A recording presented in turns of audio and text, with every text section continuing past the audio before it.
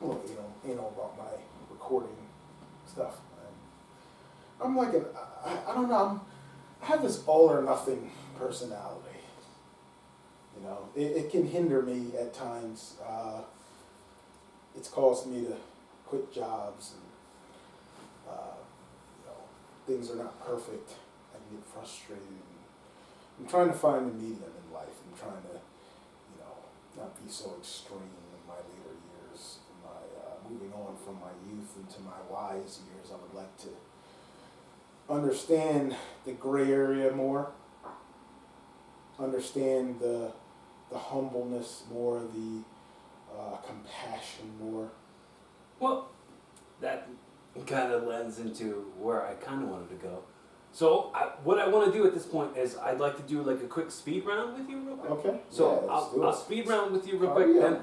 Then I'm going to do two more quick things, hot dog and a handshake, and then I'll send you off into the sunset. Sounds good. Greatest lesson you've learned about humility? Boy, oh boy. Oh man. Just in life period, I guess you're saying. It's a big one.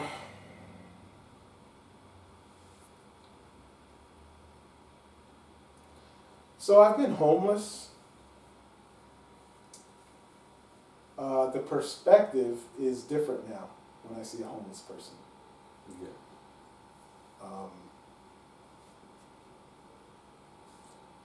Someone sleeping on the ground or sleeping in their car, or just how tired you can be from being homeless. Or like you could be in the gym and see someone like really weird in the gym. Like, why are you always chilling in the like gym and taking showers here? And you know, like, you don't really work out. You just kind of come take a shower. Like, I don't know. I just been through some things now, and like, I know that I judged people before I went through those things. Where I looked at people a certain way. I've also worked at places, like working, you know, doing security at a methadone clinic, and you know, being there like 6 days a week and meeting people. So you learn different lessons about sympathy. Well, yeah, and also living like roommates, and then living with a friend who was, you know, taught me like once a drug addict, always a drug addict, and I lived in a house with like addicts, and you know, just having different experiences where I lived with people that I would just kind of condemn or not understand, or just kind of overlook or write them off as like, I don't understand it, so. And I'm not trying to. I'm not. You know what I mean. I'm not even trying to know that. I'm not even trying to know a person like that. And you know, life can really teach you some things. You know, you can be like, all right, well, screw people on drugs. Screw them. They made the decision. They made bad decisions, and screw them. But then you make a bad decision, which leads to you being homeless, and then the only person that's there to help you out is either a drug addict or ex-drug addict who understands drug addicts, and suddenly you're in a house with other drug addicts. Right. And it's like, oh, well, how did I go from condemning drug addicts to living in a house with drug addicts? Well, see, that's the funny thing about life. One thing that someone said to me out of frustration at the methadone clinic I used to do security at was, she said that people think that because we are drug addicts, that we are not people. And that stuck with me. It stuck with me. How so? Well, I know that they're people. I know that I'm one of them. never was a drug addict ever in my life. Mm. When I say one of them, that's not what I mean. Right. I mean somebody who's on the fringe, less understood. I mean, That someone that way. who's didn't come from the fairy tale background. Mhm. Someone who's been through some things, knows a little bit about growing up in a house with mental illness, and knows a little bit about the family that comes from the broken home. Knows a little bit about, everything's not, perfect growing up. Everything isn't a picket fence, and everything's perfect family. Like, no, I don't come from that. I come from reality where people go through things and people are abused and hurt and struggling. And I come from a mother and father who went through some things. Things I'm not going to go into, of course, but just know that I know a little bit about mental illness. I know a little bit about what it's like to grow up dealing with abuse, and there's a lot of different kinds of abuse. But I know when I say I'm one of them, I say I'm one of them because they know I'm one of them. They know the difference between a social worker who is one of them, a social worker who isn't one of them, and a security guard who is one of them. They know that, when they're coming to a place and they choose to speak to the security guard when there are counselors in the building that they need to be speaking to, but they choose to speak to me when I'm not getting paid to do that. I'm just here for what I'm here for. Mm-hmm. I'm here to watch over things, help out, change the water fountain over there, Mm-hmm. give out masks, make sure people aren't acting crazy in here in the lobby, do my little walkthrough, make sure the parking lot's good, nobody's ODing, lots of things that I'm doing, but I'm not your counselor. But when you choose to speak to me and tell me your life, it may be for a reason. Now that could be because I tend to, I don't know. It could be like, people get that from me where like, maybe I'm opening up to them. There is some sort of humbleness, or they know I care about them. Yeah, but maybe I'm the type of person where that's my thing. Another guard that was sent there by a security company wouldn't be like that. And, it can get to the point where I'm listening to them too much, and I have to tell them, hey, look, you have a counselor here for that sort of thing. I can't listen to you for an hour and a half about, this stuff. I'm not here for that. And, sometimes you do have to, but humility, which was your question, was Yeah, it went from a speed round to a turtle round. What I'm saying is, I've learned that it's not black and white, like, oh, you're just wrong and that's it, and I'm right because I never did drugs and you did, or, you know what I mean? Like, I've learned that there's a little more to it than that, and perspective is a wonderful thing. I mean, when you're in somebody else's shoes, it's a wonderful thing. Well, like there's an ability to have empathy because you've lived, Yeah, versus having apathy because you've decided something. yeah, And it's really like the hills that you decide to die on. If you take a stand on something and you decide to die on that hill, yeah, you gotta make sure that your body, you know what I mean? Like your body's gonna roll right off that hill. Like it's not really worth dying on. Well, I was humbled when I came to Christ. I mean, that's another thing. I learned a lot about a lot of things that I didn't consider, that I had overlooked. So You know, we talked about that earlier. So I had to learn how to hear and shut up. I had to learn how to stop doing what I'm doing now, which is like just being long-winded and talking, but sometimes you actually do have to shut up and listen and hear. Yeah, Yeah, you know. So once I listened, I believed, and you know what I mean. A wise man once told me that silent and listen are the same words jumbled up. Yeah. Well, I had to learn what the scripture said, so which is be slow to speak and quick to hear. Well, that's And- also like part of day one wrestling etiquette training. Oh, that's another thing. Wrestling teaches that, and that's another thing. It goes hand in hand with what I've learned in like wrestling and the Bible. I mean, I greet people and worship this. I mean, same way we come into a locker room and we greet and we don't ignore people because you never know who someone is, right?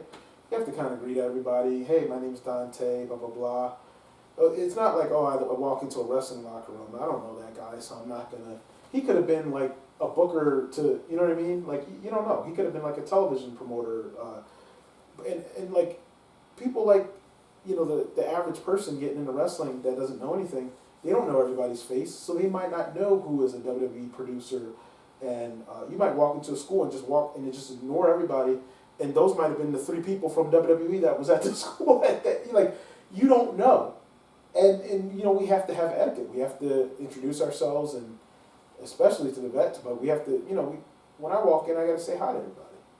You know. Favorite joke. Favorite joke? Oh my gosh.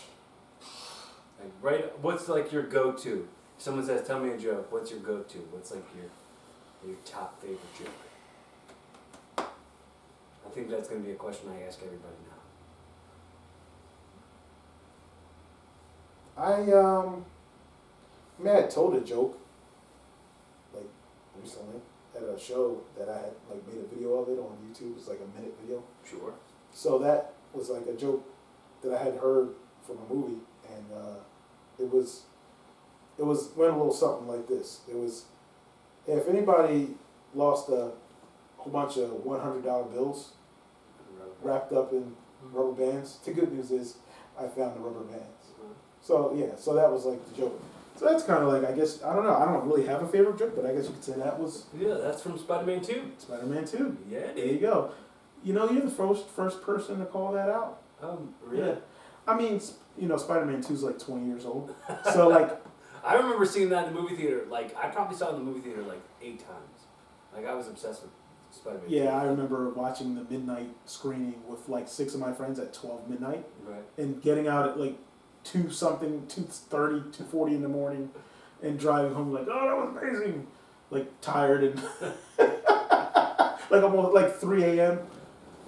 coming home. Midnight movies like in the theater, and the theater was packed Yeah. at like, you know, like 2 something in the morning, like a sold out theater. Like, Which one was the Dashboard Confessional song? Was the Vindicated? Yeah.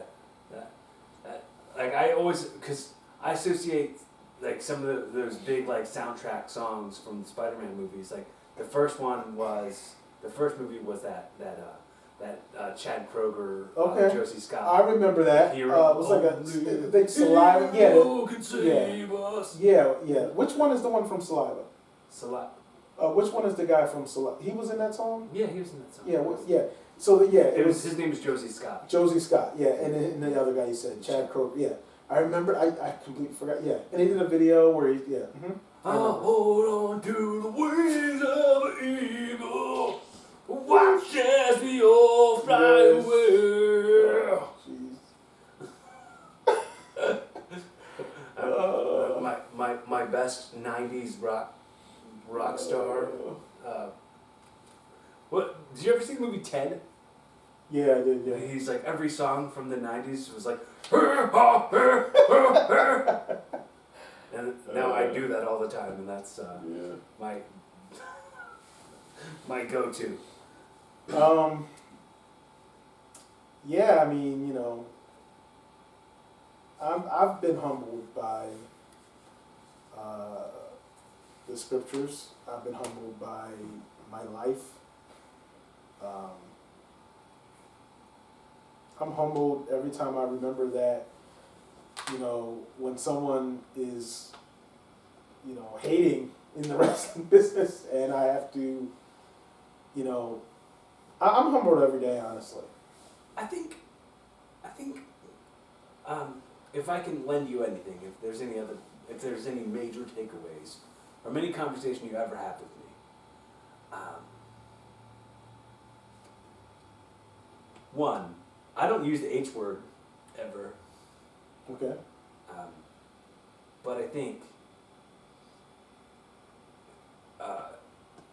being able to kind of blur out other people's opinions or other people's hate, because it's like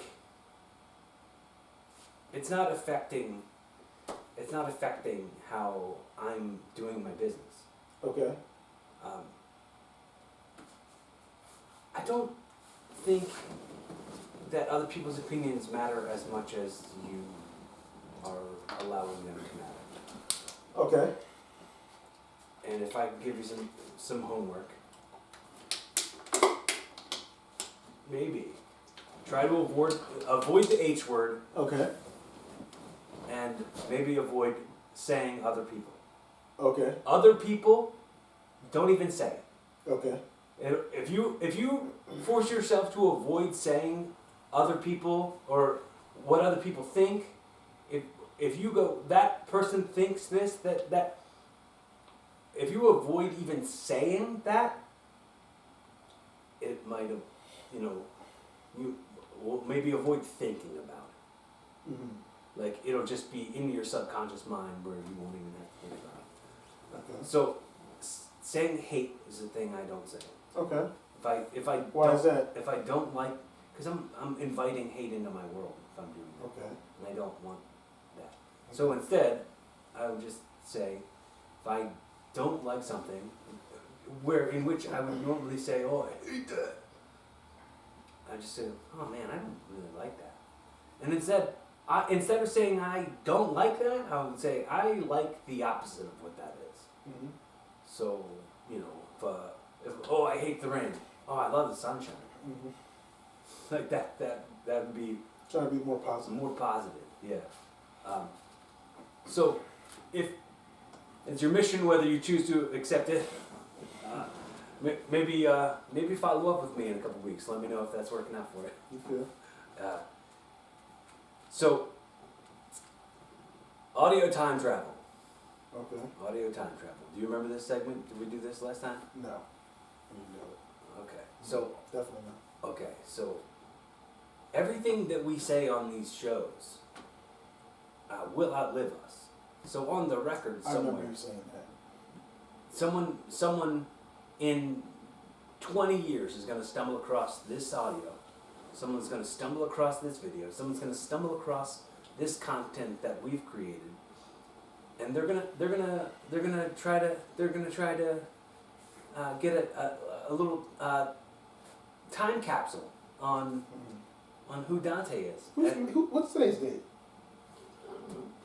March, what is it? March 11th. 11th, 2000. All right, it's Friday, March 11th, 2022. So what messages are you speak? You're going to speak directly to whoever's listening, March 11th, 2042. Okay. What messages are you saying to that person? Trust God, not man. Put your faith in Jesus Christ, the Lord and Savior, not man, not philosophies and opinions. People change. God doesn't. God is immutable. God's word doesn't change. Man's law and man's opinions and the presidents and those who run the world are fickle. Jesus is not. Put your trust in Jesus, the Son of the living God. The way we wrap up every show You know this. Bless you. Thank you. The way we wrap up every show is hypothetically, I've gifted you this show. Mm-hmm. In a very Jerry Springer final thought, you wrap it up. This has been the first episode of your new podcast, Evolving with Big Money. Okay. In a very Jerry Springer's final thought type of way, wrap it all up in a pretty bow to send people home with a message that will help inspire them to be a better version of themselves tomorrow. Well, I understand that there are all types of people on this planet. Not everybody wants to hear the same thing. Not everything is for everybody. I understand that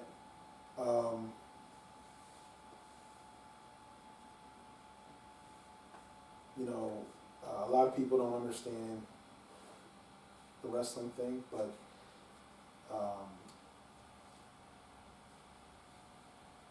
I don't understand the next person just like they don't understand my wrestling. And I'm trying to, my final thought would be this. I am not a perfect person, nor do I claim to be. So I put my trust and my faith in Jesus. And how I did that was I heard the word, I believed what I was hearing. I repented. I changed my life. I made a change when I heard the scripture, when I believed. I confessed that Jesus Christ is the Son of the living God and that He died for the sins of the whole world, and that I believed that, and I got baptized. I heard, I believed, I repented, I confessed, and I was baptized. And that's how I came to Christ, and I try to live faithfully. I try to encourage and not, be the person I used to be that was more so thought he was, I guess, better than other people because he didn't do certain things and certain sins. So, is it a difficult existence to shame yourself for some things and then feel yourself better than others? No, because not you, but we specifically have kind of a tendency to beat ourselves up for not having accomplishments. So, we're like, oh, we should have this all way more figured out than we do. But then still going, but I know I don't have this all figured out, but I'm better than that drug addict. Yeah, I used to do that. I used to be like, hey, I'm not perfect, but, like... At least I'm not that loser. Yeah. Yeah, that's... Okay, he's got more money than me, or he's, built, but yet he cheats on you every day. Oh, you're talking about me now? It's I'm like, kidding, I don't cheat. Oh, that sucks. But it's like, oh, okay. Because of the money and the built thing, you see. Well, like, I don't know. I try to understand that people have to grow, Mm-hmm. and that I can't always jump on people and condemn people, and people grow. Like, there's memes about like women who come back 15 years later and they're like, hey, how come we didn't date? But in high school you wanted to be with that woman, but she gave everybody else a chance, didn't give you a chance. Mm-hmm. But now that she's alone and her men are in prison or whatever, now she's like, hey, why don't we hang out? And you're like, well, I don't even want that anymore. But back then I would have killed to be with you. Well, that happens to me a lot.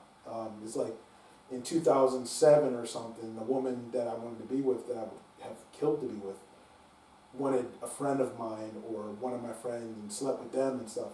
it ignored me, and then now in 2019, 2020, 21, 22, here they are, and it's several women, it's not just one. Here they are, like, hey, you know what I mean? And it's like, no, at that time, I would have killed to be with you. And, you know, we're both completely different now. And I do acknowledge that people grow and they need time to grow. And I'm trying not to be so hard on that situation as well. Like, I'm trying to understand that, okay, they didn't see what they see now. They saw a part of it and mistook it for, like, all right, he's just some nice guy. Maybe he's gay or whatever. Bro, there's this, in my neighborhood that I grew up in, there was this girl, and she was so cute, and she was so nice, and she was so cool, and like, I like had a crush on her. Yeah. But, I knew like a lot of my friends had hooked up with her, and a lot of my friends had crushes on her too, and like we were hanging out the one day, and we wind up flirting a bunch, and she says to me out on the front porch, she's like, "Oh man, I can't believe you and I never hooked up." and she's like, then she followed, "I can't believe we never hooked up with, I've hooked up with every other boy in this neighborhood." Like, oh man, you just kind of you didn't have to include that part. You didn't have to include that part. I mean, something might have happened had you not mentioned that part.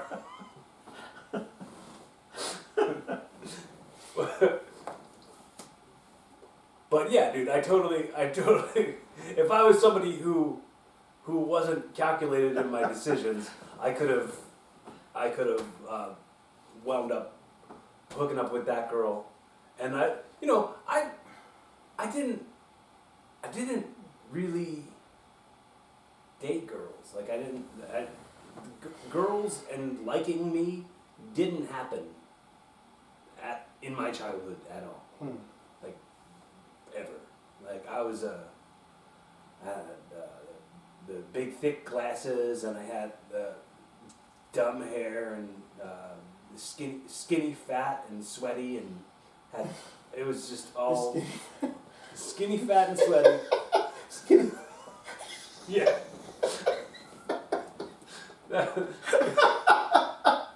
Skinny fat. So, do you think you can master your Yoda impression? I whatever you were talking about, it wasn't on purpose. I have no idea how to talk like you. Do you have any other impressions?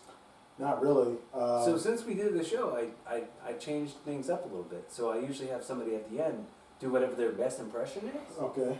Where they'll do their best impression saying what my line is to close the show out. Okay. What I always say is be fun, have safe, keep evolving. Mm-hmm. So if as Yoda, Mm-hmm. you want to say be fun, have safe, keep evolving.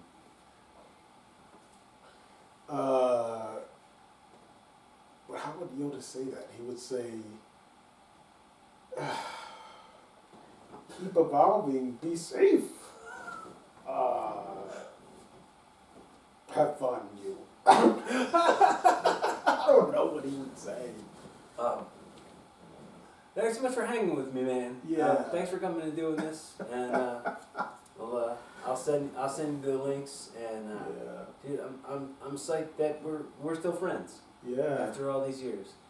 Yeah, And, we should like sing like 30 seconds of a song like we did last time. I think last. What did we sing? We sang like, I think it was like Creed, My Sacrifice. We sung like a few seconds of it. Oh, We should like pick a song and sing it. We should like sing something. Well, what do you got in mind? Let's see here. I don't know. What do I have?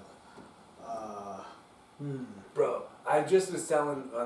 I think it was the last episode. I just recorded an episode with my girlfriend last week. Okay.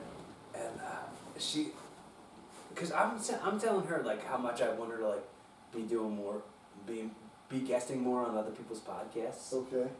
And I guess I brought her to a wrestling show, and she sang the national anthem, and one of the wrestling fans at that show asked her to do their podcast. Okay. And they were terrible. The podcast was terrible, and then the person did this thing where they were like, "Hey, you know, I'm gonna sing. Let's sing a song. I know you're a singer. All right, we're gonna do the Golden Girl theme song. Thank you for being a friend." And they were doing it terrible, and she was like, "You want me to sing along with this?" Like, it was one of the cringiest things I've ever listened to. So, thinking of that, you go, and we should sing a song, and you were just like, "Thank you for being a friend," and then I jump right in there and have it be just some awkward. Neither one of us can really sing that well.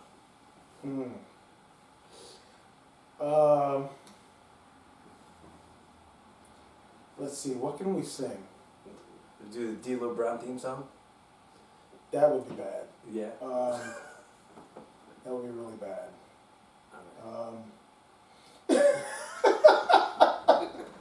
That would come out bad. Yeah.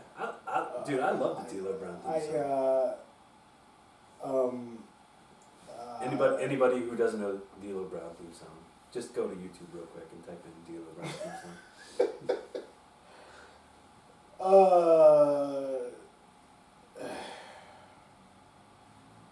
I don't know. What songs do you like? I like a lot, man. What's your favorite songs?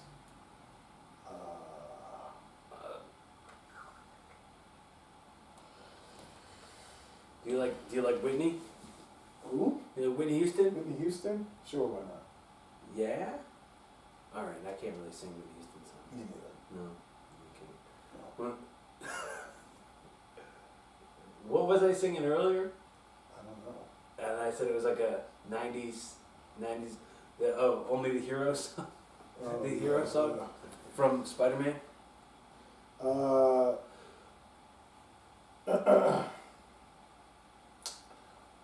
Let's see.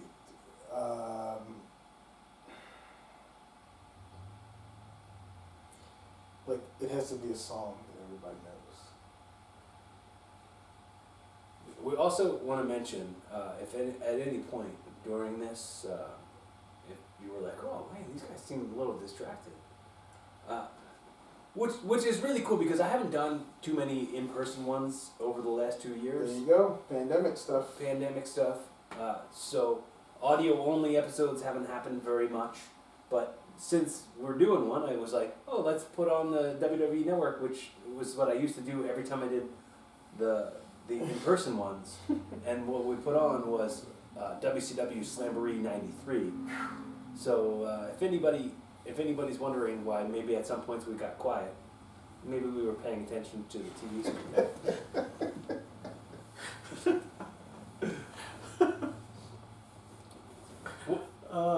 So do you still like Creed? Yeah, I like Creed. What's your favorite Creed I used to like Creed. I like Weathered. I think that's a cool song. I think, because we are rusted and weathered.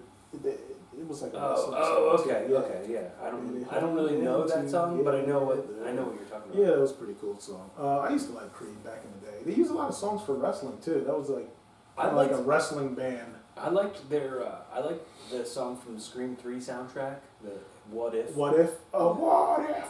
What if? Yeah. What if I? And yeah, his word, like no. I think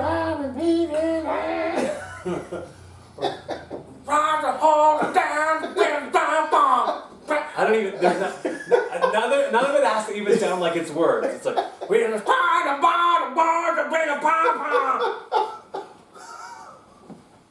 if I had like a Google like like lyrics, out, I could probably mimic his sounds. They don't even know what any of the words are. I don't know. I don't know the words of that song, but I always thought that was such a cool song. It's so cool. I remember sitting in the movies watching Scream 3, and they play they play a good bit of like the guitar solo with the drums Mm-hmm.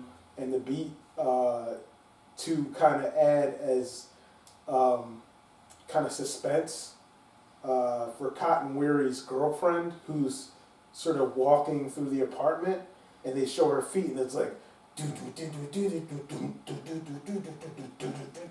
and like like the killer is around there, and she's sort of walking barefoot, and it's real suspenseful. I remember it like in the theater. I remember watching that and then playing that, and it was amazing. Yeah, I remember these things, man. Like I remember the music video when they did the music video, and they had it was the David Arquette. Yeah, I remember. Did you watch his documentary? I haven't seen it. Oh, bro, you gotta watch it. I haven't seen it. Yeah. It's. I want to see it. Yeah. Anybody who's listening who's a wrestling fan, I have. You for sure should be watching. I have to watch it. You can't. I think it's called "You Cannot Kill David Arquette." It's on FX or it's on Hulu. I mean. Yeah. For sure, worth a watch. I love documentaries. Yeah. Mostly the documentaries that I'm into are like comedy, like stand-up comedy documentaries. I love comedy I don't know. We already did like the whole wrapping it up thing, and here we are talking about different movies and songs and stuff. I want to just take the opportunity on the record to say thank you for being my friend. We traveled down the road and back again. Your heart is true. You're a pal and a confidant. Maybe we can do a death metal version of Barney's "I Love You." Oh yeah, there you go. That's a stupendous idea. Like the death metal version. Oh. So,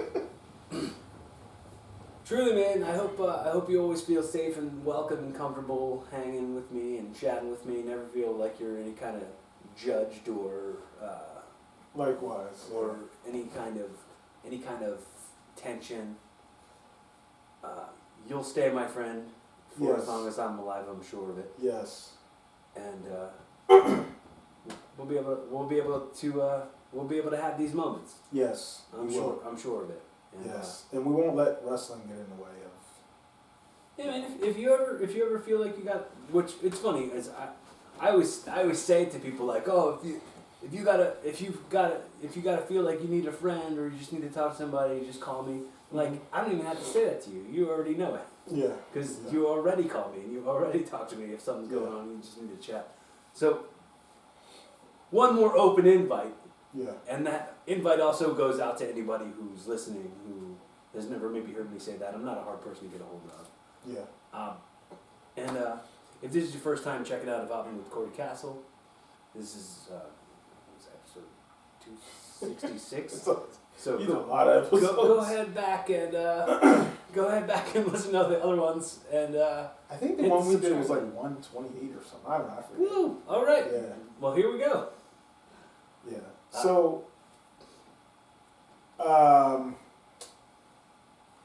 also, before we go, there's been a lot of suicide in the past couple of years in wrestling, and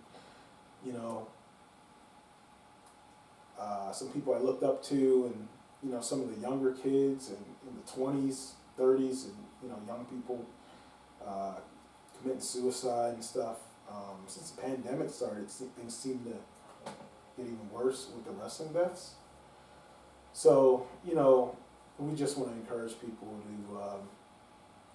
to, just reach out, We're all dealing with something, whether it's mental illness, loneliness. We all have some monster in our life that we're dealing with. So, just reach out, There's always someone that's going to be, like, really disappointed and sad that you went when you actually take your own life. So, I've been there. I've wanted to commit suicide many times before I got baptized, and I struggled with a lot of things, eating disorder, depression, all that good stuff. Yeah, and then he went ahead and went to the bathroom on some lady. No, I didn't do that. All right, thanks, Dante. I hope you have a great day. Thanks so much. So I didn't do that. In a very manly way, let's go out with Barney's "I Love You." Okay. Let's see how manly. I don't know how this is gonna sound. Well, we don't have to. To grown men. I'm fully fine with not doing that. Okay. We'll just say it. Okay. I love you. I love you. And you love me. We're a happy family. We're with a great big those are the hug and a words, kiss right? from Yeah, me to you. Yeah. Won't you say you love me too? Won't you say you love me too? Yeah. See that? There we go. There we go. Everybody sing the words to Barney's theme song, There you and go. you'll be better for For it. some reason, that's what came to my mind. I have no clue why. Thanks for joining us, folks. Be fun, Yes. have safe, keep evolving. Ah, yes, keep evolving.